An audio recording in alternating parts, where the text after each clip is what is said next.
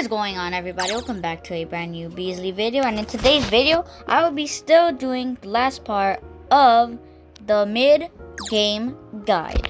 First thing you want to do when you log on to Bee Swarm Simulator, the best game in the entire world. But anyway, when you get onto Bee Swarm Simulator, get on top of the bee stinger and then get your daily glue. People, it will become such a struggle because look how much glue you need.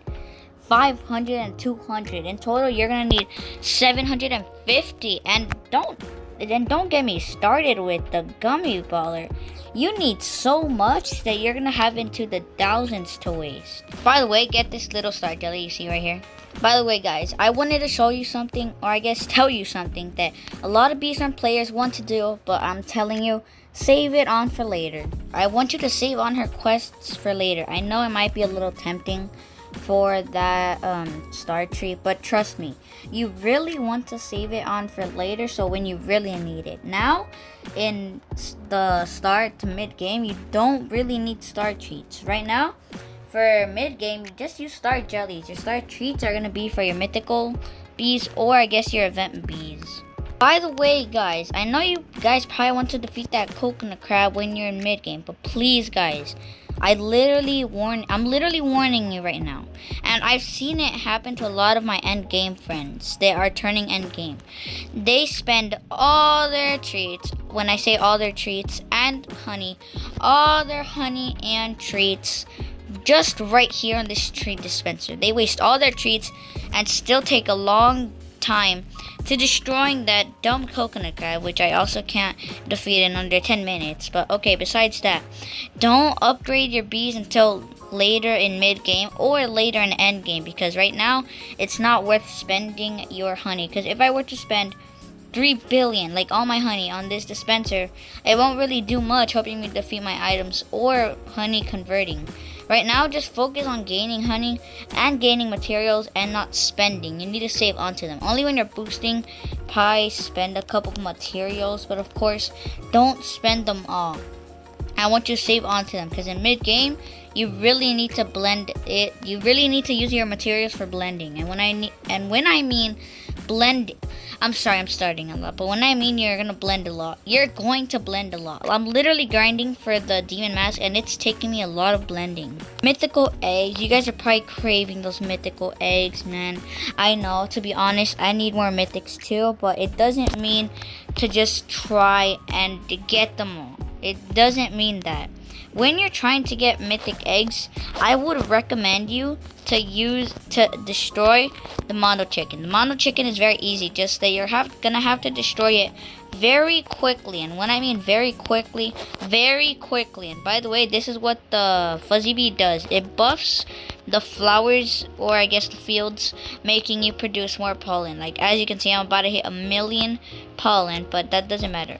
What the point is, mythical bees are very good. They're equivalent to 2 times a diamond a bee.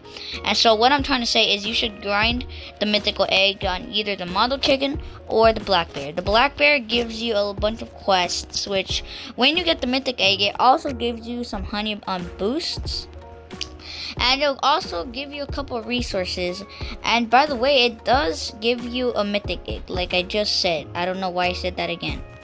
Joe Mama 69 also gives you a mythic egg.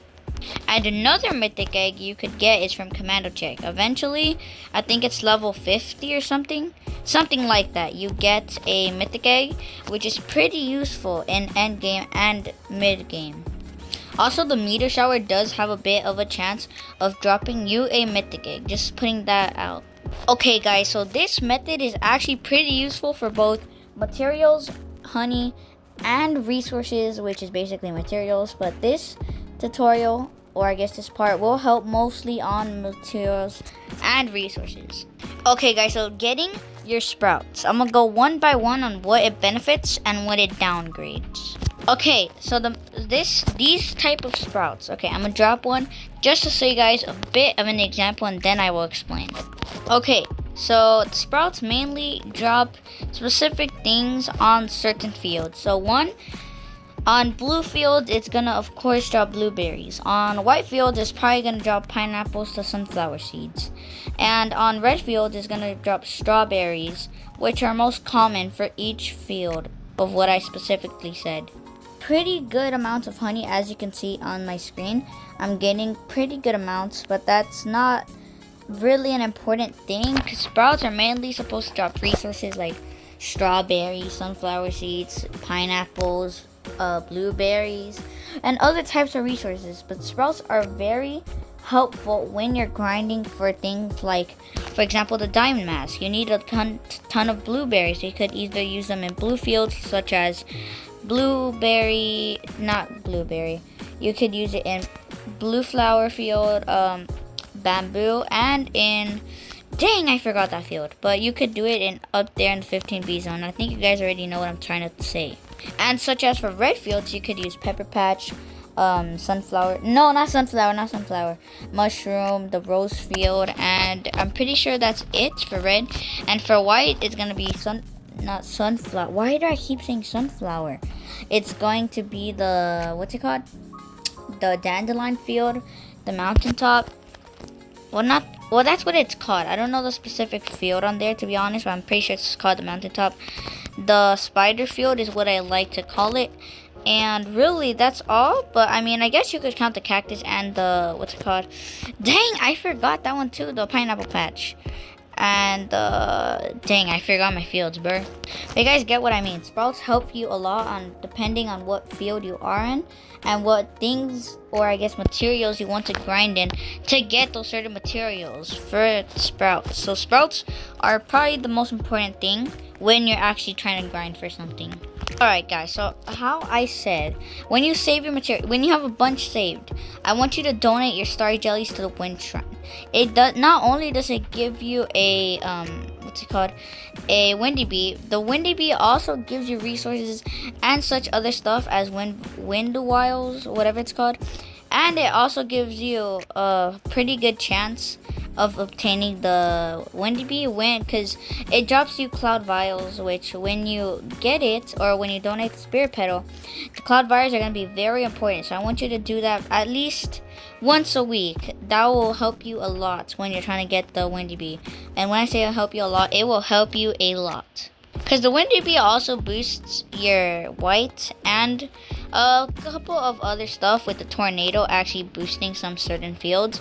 And I can't believe I just died. But when it does this cloud thingy, the ability that helps you collect pollen faster and easier when grinding. So it not only is it worth it, but you will be a bit bankrupt with cloud vials, which is okay since the windy bee is one of the hardest bees to actually obtain.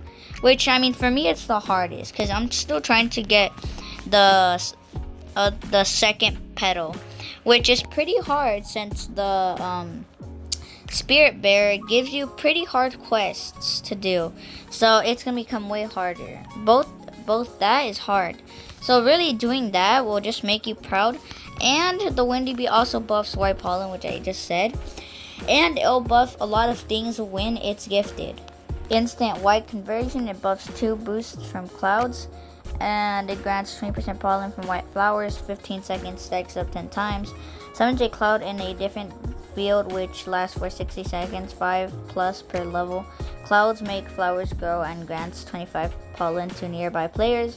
Spends your haste to summon a tornado which damages enemies and collects tokens and pollen. Lifespan, speed, haste, damage, and an increase of haste level of the bee. So you guys know what I'm saying.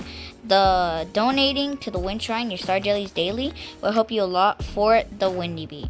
Anyways guys, hit that subscribe button, hit the notification and the like button if you guys new, and I'll see you guys in another Beasley video. Peace.